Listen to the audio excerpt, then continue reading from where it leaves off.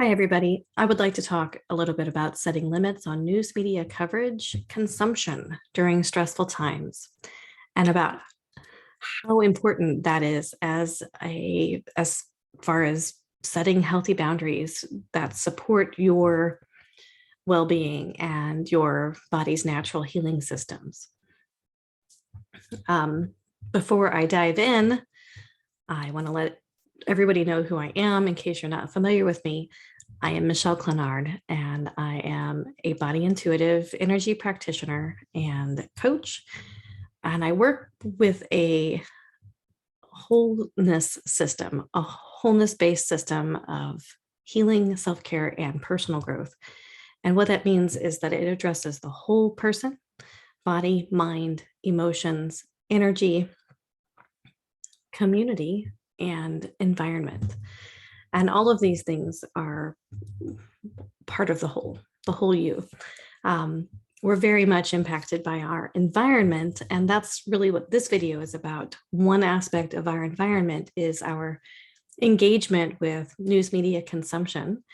And I'm going to talk about how setting limits or implementing like a very simple nervous system, self-soothing, calming practice can really help support well-being during times of stress or during stressful events such as COVID pandemics and or Ukraine being under invasion by Russia, like we're facing right now.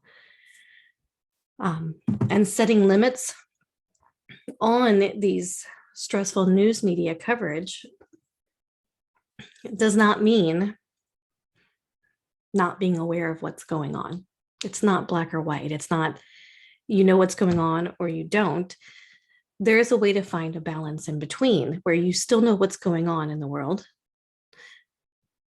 and you're also taking care of yourself.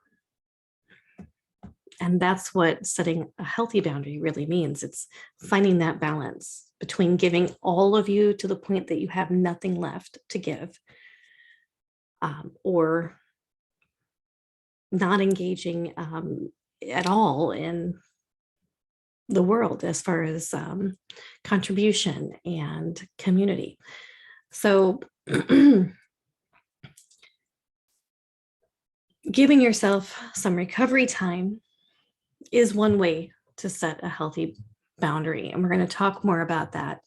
The recovery time is really important because when we engage our senses through with the stressful or traumatic information or events, especially if it's nonstop, we're constantly consuming news media information to keep in the know, in the loop about what's going on in the world. All too often, we're not giving ourselves time to recover.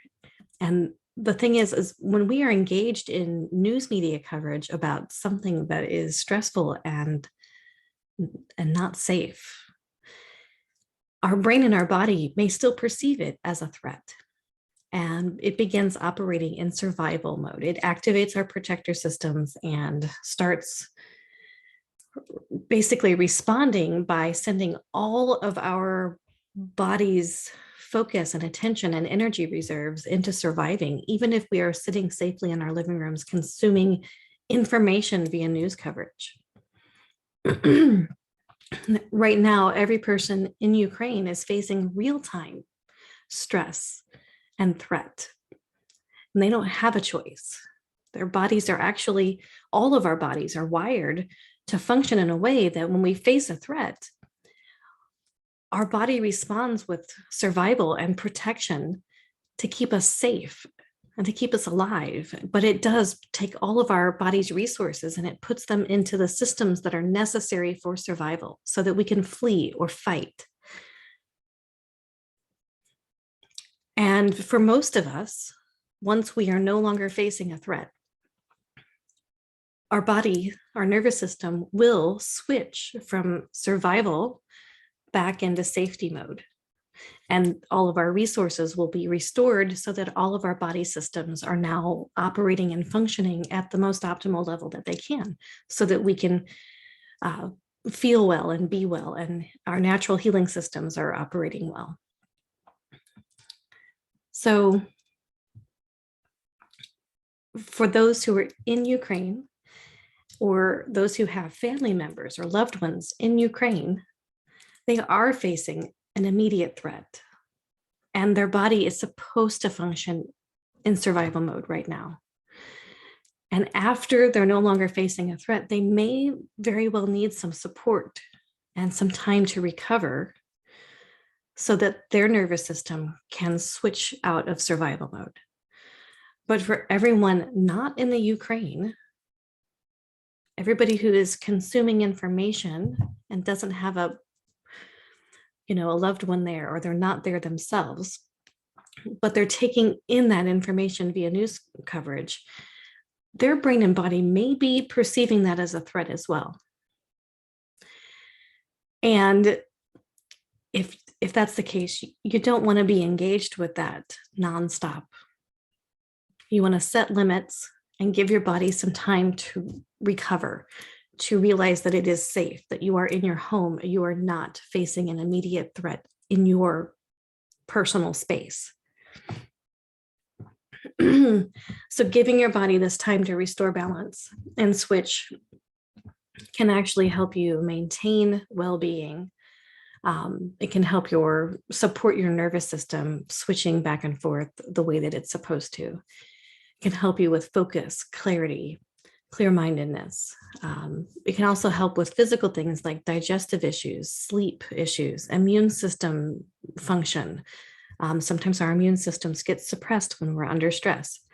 Pain management. We start having symptoms and aches and pains when we're under stress. And again, that's because if our body is perceiving a threat via our news media consumption or events in the world, it is redirecting our resources away from those systems like our digestive system, our immune system, our muscles, our lymphatic system are not getting all of the attention and all of the resources it normally would. It gets just enough that it needs to survive. So if you are experiencing any stress-related symptoms, such as those I've just mentioned, or you feel like you're constantly in fight or flight mode or stressed out, you may benefit from helping your body recover by taking time to breathe deeply but calmly and comfortably for about 5 to 10 minutes after taking in information from the media, or after you notice that you're kind of stressed out, okay? And while you're breathing deeply, calmly, and comfortably in and out, it can really be helpful to regulate your nervous system, to just notice what you notice in your body, what you notice through your senses, your 5 senses, and what you notice in your thoughts or emotions, and in your immediate environment. And I'm going to demonstrate this to you before we end this video. But before I do that, I also want to talk about other ways we can set limits. The first way I've already mentioned, and that's giving your body time to recover, practicing a little bit of nervous system regulation after consuming media coverage. Other ways that you can set limits that help you maintain your health, your sanity, your well-being, and your comfort levels is by checking in with news media less than you are now. And that doesn't mean you're not going to be informed. It just means that you're like setting a time. And that is that time, how often you do this is going to differ for every person, because we are all unique in how we respond to stress based on our past experiences, our ancestral experiences, and our current circumstances. So a healthy limit on news media coverage during stressful times may look like a check-in once per day. And it might mean that you only check in via one media source. And you're going to want to make sure that it's a reliable source and a non-biased source. My favorites are BBC, That's actually my favorite. I'm not even going to talk about any others. BBC is my favorite news source because they just report news. They don't. There's not as much, veering off, to the left or the right as much. But checking in once per day, see if that works for you. Like, especially if you're glued to television or your computer, taking in information all day long. It might mean that you check in 5 times a day. I mean, it just depends on you. Like 5 check-ins a day might not be much if you constantly have the news on in the background. So 1 check-in per week, or even a check-in per month. It could even be 0 check-ins. And I know that actually sounds like not knowing what's going on in the world or sticking your head in the sand. But the truth is, we can also ask other people to keep us informed by providing occasional updates.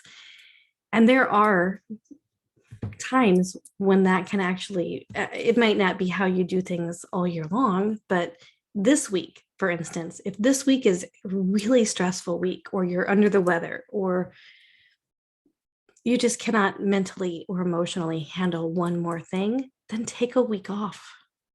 It's okay. We just have to figure out what we need and then implement some limitations. And that is a healthy boundary. If it helps you meet your needs, if it helps you restore comfort, if it helps you feel better, it's okay to prioritize yourself. It's okay to disengage for a period of time.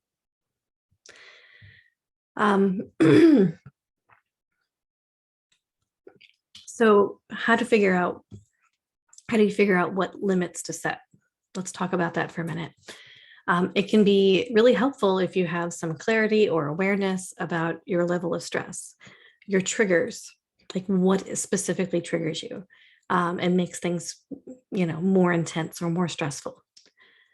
And of course, what do you need? What do you need more of and less of? And it's really not a bad idea to assess this every day, if you can, every week at the very least, because our needs and our stress level and our triggers are constantly changing. Being human is being fluid to some degree, in all degrees, in all ways. If you have difficulty with knowing what you need or what triggers you or what your stress level is, that's honestly just a sign that your nervous system is overwhelmed. It's difficult to process more information with an overwhelmed nervous system. Okay. So if you're going, well, I don't know, how much stress I have or what I need or what triggers me, and you can't focus and process and clarify that information, it's not what's wrong with you. Your body is actually responding to the fact that it's already under a certain level of stress. And all that means is that it needs some time to recover. So that's a good indicator that you need a little bit of less engagement with things that cause additional stress. And I would suggest just taking time, at least 5 to 10 minutes per day, or as needed when you're feeling really stressed out, symptomatic, or overwhelmed, and breathe the way that I explained previously and the way I'm going to show you in just a moment. All right. So my throat is and voice are a little weird today. Don't worry, I've already had a COVID test. I don't have it. So it's about to be the pollinating where I'm at. So everything's about to be yellow and I'm having some allergy response. So let's talk about the breathing. When I say breathe deep, calm, and comfortable, I mean breathe in any way that is deep, calm, and comfortable for you. All right, so basically, just take in a deep breath, as deep as you can, in a way that doesn't make you feel like, my shoulders are attached to my ears.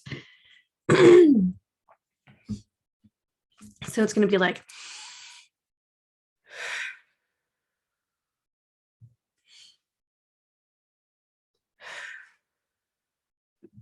my deep, comfortable breath is in through my nose and out through my mouth. Yours may be a little different. So just breathe as deep as you can. Just make sure that you are breathing as deep as possible, okay?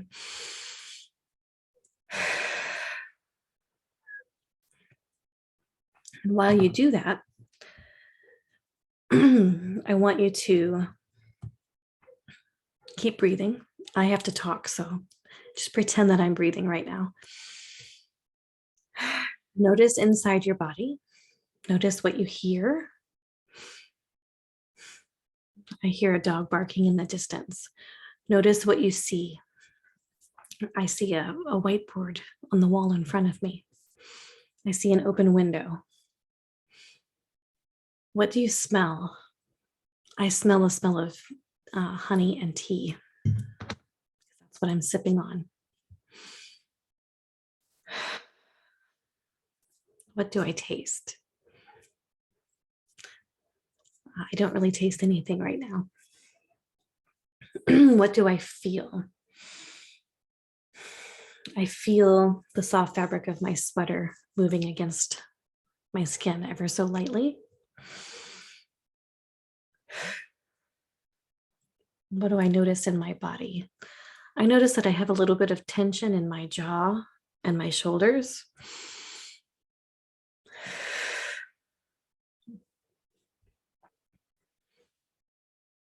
I'm bringing my attention and awareness to what I see, to what I hear, to what I smell.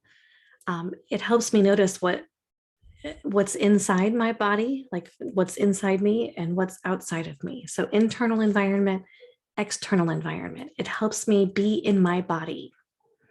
It helps me through the breath calm my nervous system. Because if I have the safety enough to sit here and deep breathe comfortably, then I'm communicating to my nervous system that I'm not under immediate threat or danger. So doing this for about 5 to 10 minutes, and you don't have to constantly be engaged with your senses or your environment or your emotions. Just notice what you notice and breathe. And do that for, like I said, about 5 to 10 minutes. And again, you can do it once per day. You can do it after you disengage with news media coverage. You can do it anytime you notice stress, tension, or symptoms in your body. And if you like this information, if you like learning about breathing techniques and how breathing can help you calm and self-soothe your nervous system, help restore balance so your nervous system can switch back and forth more effectively and efficiently from fight or flight to rest and digest. And if you just need to update your own personal ways of coping, calming, and self-soothing, I invite you to join me for a free class online on March 15th, 2022. I'm going to be teaching multiple breathing techniques. They're all very simple, like the one I just taught. But we're going to try them out to see which way your body best responds so that you can be more effective at helping your body restore calm and comfort, support your natural healing and immune system function, support digestion, and of course, to help you self-soothe and calm when life's up and downs make things uncomfortable or complex. So again, it's March 15th at 7 p.m. Eastern. Breathing for calm and self-soothing is what the class is called. There will be a replay in case you're not available at that time. You don't have to be at the live class. You can just watch the recording. Plus, you'll be invited to join me in a Facebook group, a private Facebook group, where you can continue to practice what you've and have support and help as you practice, which is helpful in making self-care and nervous system calming and regulation and just well-being in general. It's really helpful to have a support system, just somewhere to go so you don't have to try to figure things out on your own, because that's often where the struggle and the frustration come in. So you'll find the link to that in the description of this video or the post on social media, and you can sign up get registered. And again, if you make it live, that's great. And if you don't, you can watch the recording. And I hope this information helps you navigate your current situation, the things happening in the world right now that are just really difficult to digest. And any other stress or struggle you face this week or going forward. This way of breathing and noticing your senses can be used anytime and in any situation. But definitely consider giving yourself some time to recover from media coverage, because that too is something that your brain and body may be perceiving as a stressor, an ongoing stressor, or a threat. And your body, your physiology, psychology, biochemistry, all of that is affected, and it responds, and then it learns. It starts to learn that the news media is, or whatever environmental situation you're facing, that it's a threat, and it can become a trigger. It can become a stress pattern or a trauma pattern. So we can unpattern our bodies by giving it time to recover, by retraining it, the nervous system, to regulate and self-soothe. And I hope to see you in my class, and I hope that the world experiences peace soon, especially those in Ukraine who are facing such a significant threat and danger. And my heart is with you all, and I'm on the side of world peace. So hopefully we can create more of that in our body, and it'll have a ripple effect out into the world. Thanks for watching.